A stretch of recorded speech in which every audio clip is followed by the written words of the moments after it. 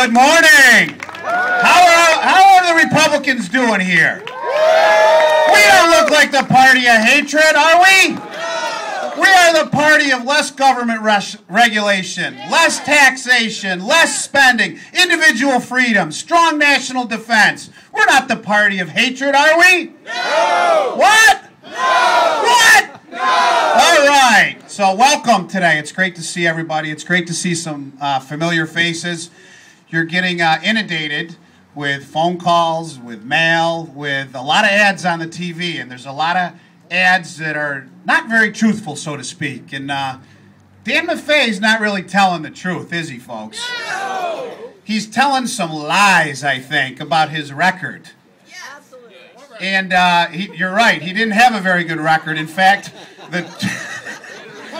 he was only in Congress 2 years, but he did us a lifetime of damage, didn't he, folks? You know, you listen to these ads and how he's got a plan to create jobs. Give me a break, Dan Maffei. You voted for the largest job-killing tax increase in the history of our country with Obamacare.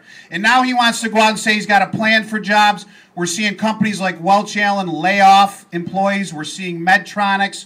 They're scared. They're not sure what the future brings. You know, much like everybody in this room, we're not sure what the future brings.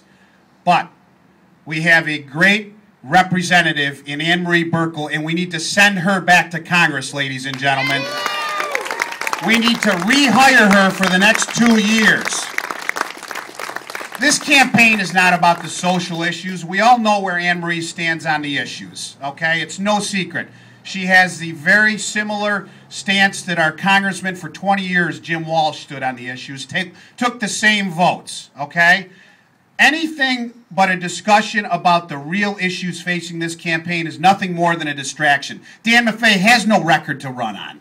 He can't talk about what he did in Congress because he voted time and time again in lockstep with Nancy Pelosi. I mean, Nancy Pelosi from the left coast. An ultra-liberal. We all know what happened to Nancy Pelosi 2 years ago. We fired Nancy Pelosi, and we fired Dan Maffei. We don't want to hire Dan Maffei back, do we? No! We want to talk about what Ann Marie's doing in Washington. She's fighting for less government spending. We need to have this conversation about the federal budget. It has gone out of control in the last 4 years since Obama's been in the White House. We can't sustain the national trillion-dollar deficits year after year and what we've added to our national debt. We need to be focused on what this campaign really needs to talk about and what people really care about, and that's jobs and that's the economy here in upstate New York. And we all know that it's tough to be in upstate New York. We don't do as well as some of the other spots in this country do when the times are good. Fortunately, we don't do as bad as when the times are bad.